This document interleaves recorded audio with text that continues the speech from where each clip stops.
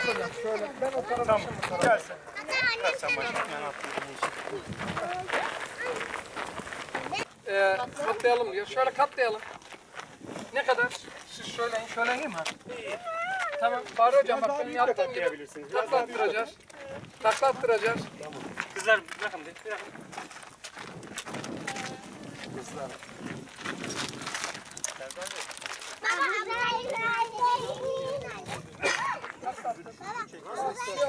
Dönüş yapın sonra geçin şu tarafa.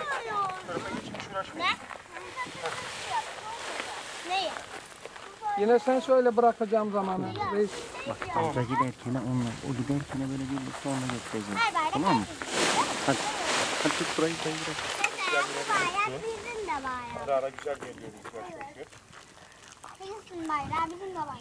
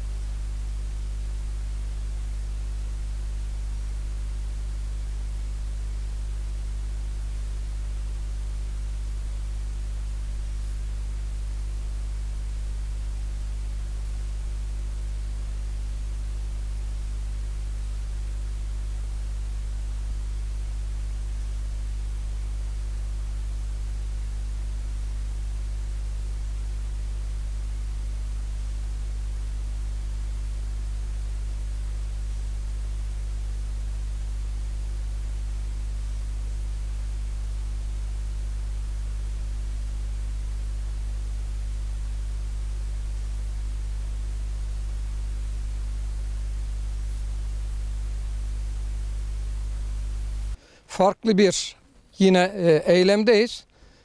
Güzel bir farkındalık oluşturacağız. Bir zulmü gördüğünüz zaman onu eğer engelleyemiyorsanız onu duyurun diyor. Bu ülkeden hareketle biraz sonra buradan bir uçuş gerçekleştirilecek.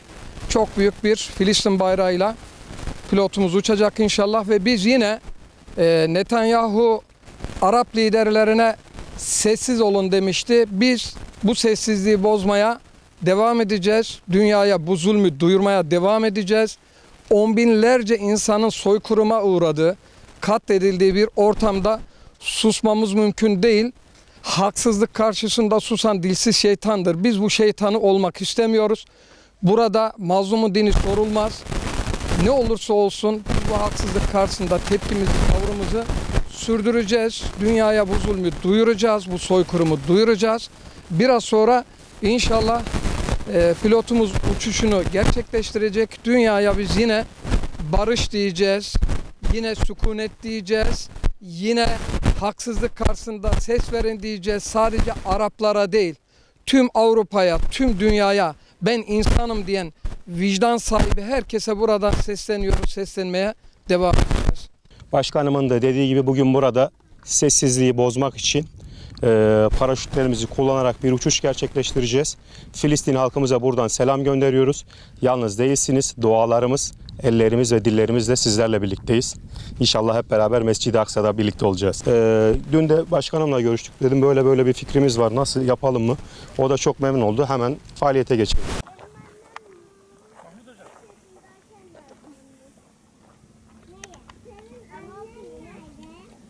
Benim annem evde.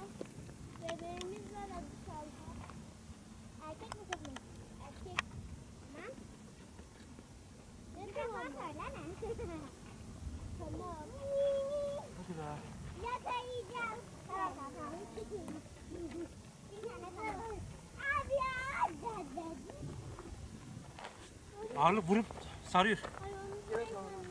Annemden babandan.